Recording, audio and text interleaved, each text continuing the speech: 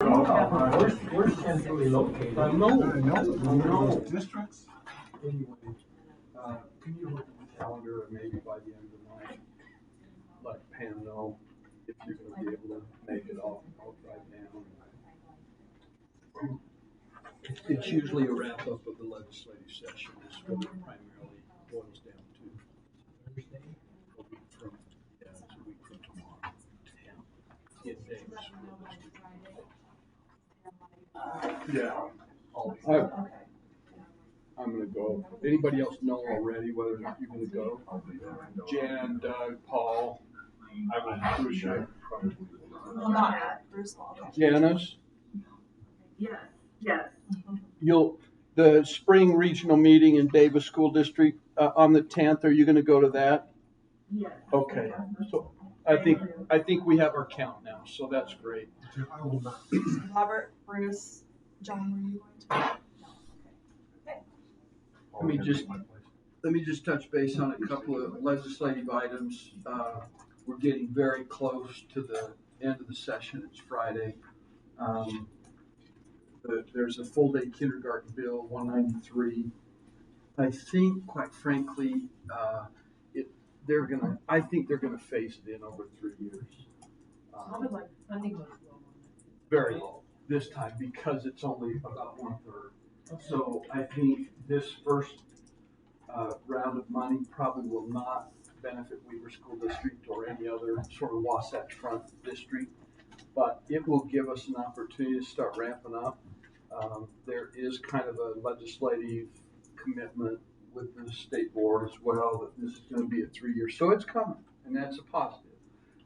And that bill is Steve Waldrop and Ann Miller. They've done a great job with that, but the reason it was scaled back is because that decision to probably phase it in over 3 years. That's what's going to happen. There's a school fees bill, House Bill 211. I'm actually going to say something about that in here. It's up in the air. It's passed the House with quite a bit of support. It's in the Senate on a second reading, but it's been circled. But I wouldn't be surprised if it gets uncircled in the next day or so and comes through. The bill really is focusing on curricular fees, not extracurricular, not co-curricular. Co-curricular would be AP, concurrent enrollment, IB. This one's really focused on curricular fees, like a textbook fee, or we have a general registration fee. We used to have a tech fee, but that's been rolled in. Lab fees for science classes. Probably out. Anything that's part of the class, I think that's what's really part of it. So the thing that's really up in the air is, number one, if the bill passes, it will apply as written right now for next school year. So we may have to address school fees after tonight. I don't think we'd need another public meeting because we wouldn't be adding fees, we'd be taking them off. So there'd be no reason to hold another public meeting on it. The other big issue, I think, is whether or not it's going to be funded. The loss of revenue. And if the bill passes and it's not funded, then we've got some decisions to make because it would be a significant loss of revenue. Do you have an estimate, Robert? Sorry. We'll get it to you, but it would hurt our schools. Last time it was $500,000. So that's a little bit up in the air.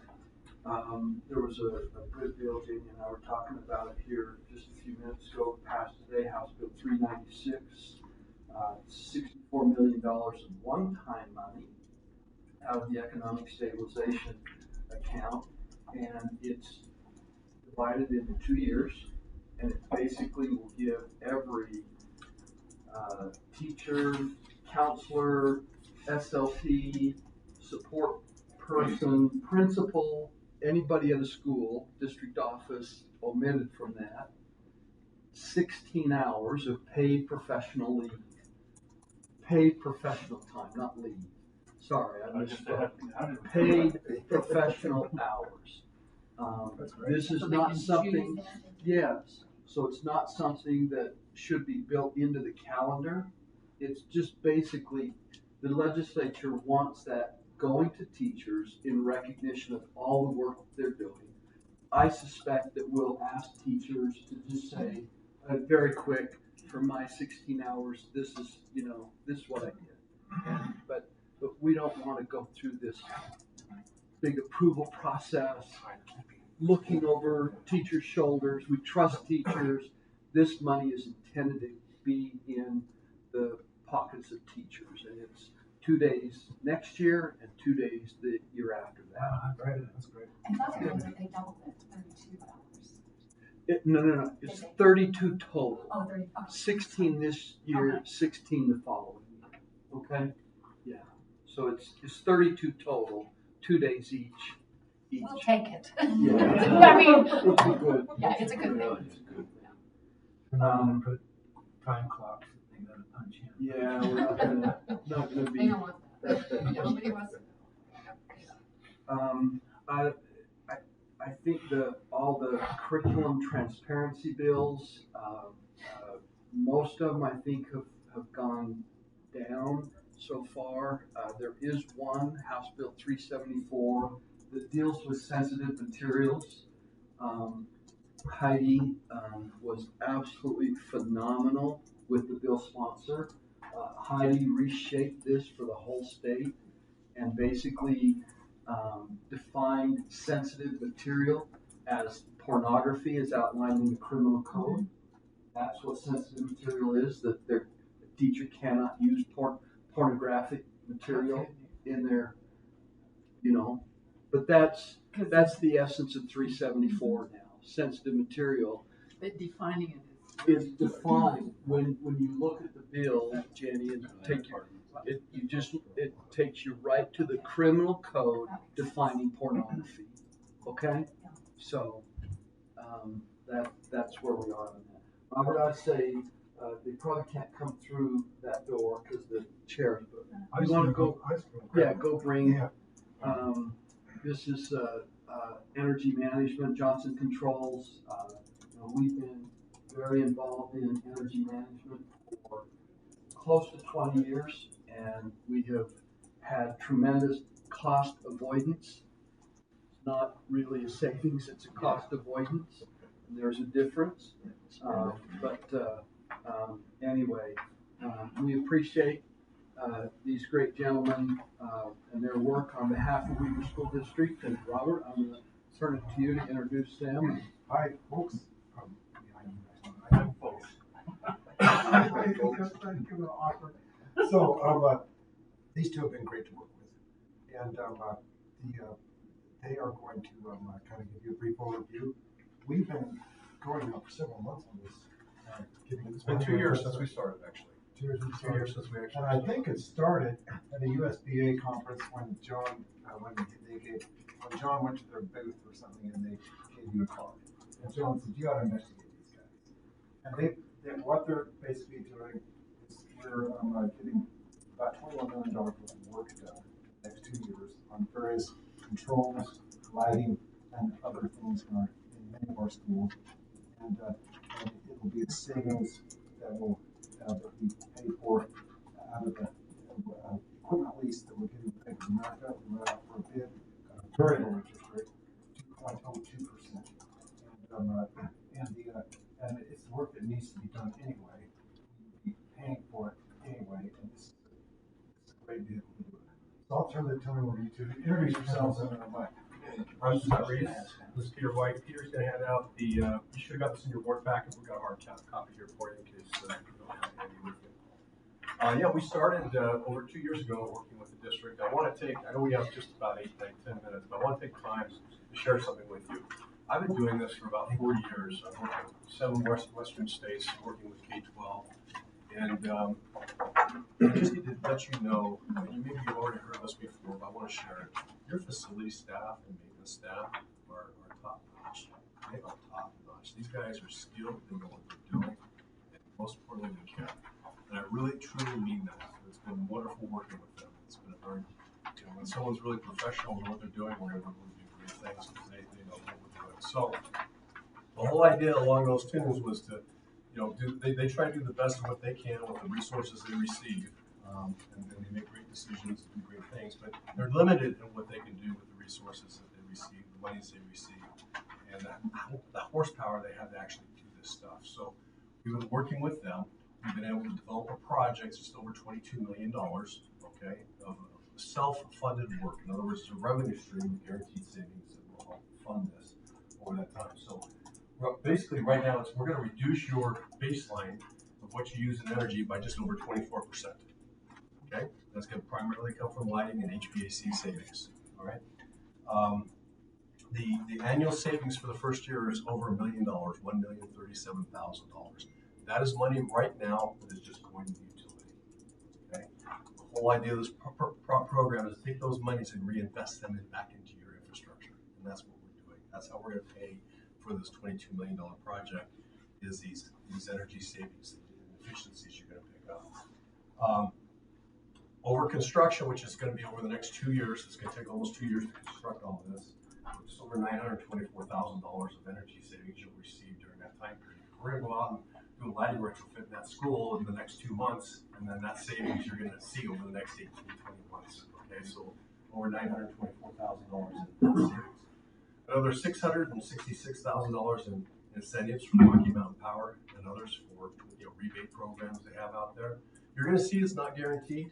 It's because we don't control the rebate program. We'll do all the applications, but Rocky Mountain Power could come out tomorrow and say we're not doing it anymore. They haven't in the past, but they could. But we just can't guarantee it because it's not our program. But those savings will come down and help buy down the cost of the project. Now, when we set out, there were 3 things that the district asked us to do. Number 1, it needed to be self-funded. The district wasn't going to put up a bunch of capital dollars to do this, so we had to come up with a project that was self-funded. 2, you have a system called INET. It's an automation system that turns your heating systems on and off, schedules for holidays, controls ventilation, does all these things. It's an obsolete system that they don't support anymore. So the components on that system you can't buy from the manufacturer anymore. They're rebuilding some, but as time goes on, what history is that as time goes on, these become less of they're much harder to get, and the cost to get these boards go up tremendously. Without this system, your schools would run 24/7. You would have no way to control your heating and air conditioning. Utility bills would go through the roof, and your maintenance staff would have to travel this big county trying to, every time someone had a problem, go out and see what's going on, where now they can look at it on a computer. So it was really important we tried to upgrade those INET systems. And any other infrastructure needs that we could see that we do. So what we have here is you'll see there's 6 categories there. Lighting retrofits, this is at 41 of the school sites. The reason why they're Right in the middle of there. Yep, right in the middle there, sorry. The lower bullets there. The lighting, this is the engine that pays, we're reducing your watts by half or more of what you actually use now. And that's the engine that's going to really help pay for a lot of the things we're talking about here. It also requires less maintenance. The LED fixtures, there's no ballast in them, so you'll never have to stock or change out ballast in the future. And the lamps last significantly longer than the old, what you have now, the T8s that are out there. Okay, so, and it's better lighting. It's actually better lighting for the students and the environment. And the reason why we're only doing 41 sites is, again, I give your maintenance crew credit. They've already gone out there and done some schools themselves. The problem is they're just strapped on resources to do it and manpower to do it. So this is a way to get the district done and take that $1 million and put it back into resources into your district now versus trying to do it over time. We talked about the building automation system. That's at 21 sites. There are 13 more sites that still need to be done. We can self-fund 21 of those sites into this project. Okay, so somewhere down the road, we're going to figure out how to do those other 13 sites. At least we got the major ones that all the high schools, all the junior highs, and the majority of the elementary schools are in this package. We were very excited originally. We thought it might be 4 high schools, and we picked up the rest of those buildings, so we're really excited about that.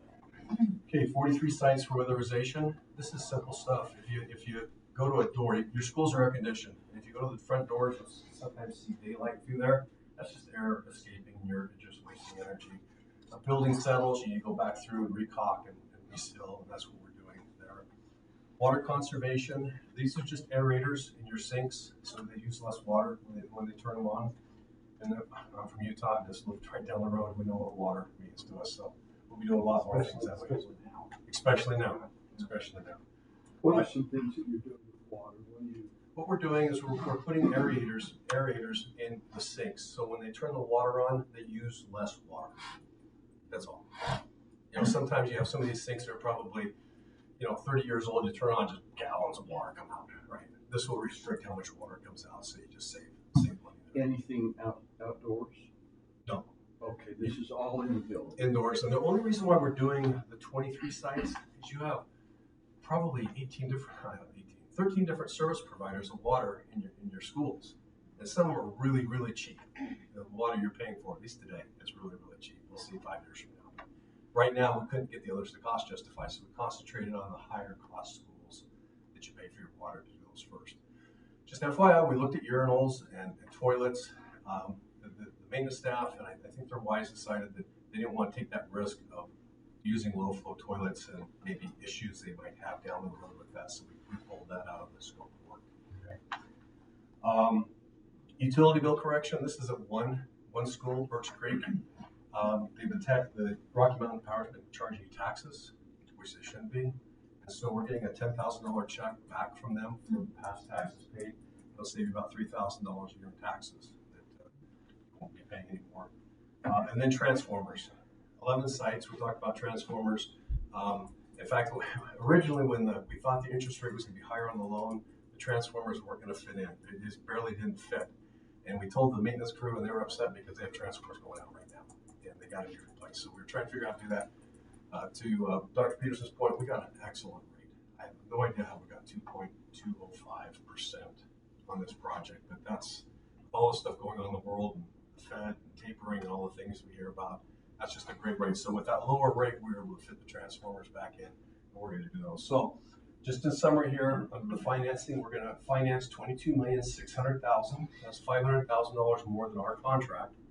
The reason being is we're providing $500,000 for the district, what we call owner-controlled contingency.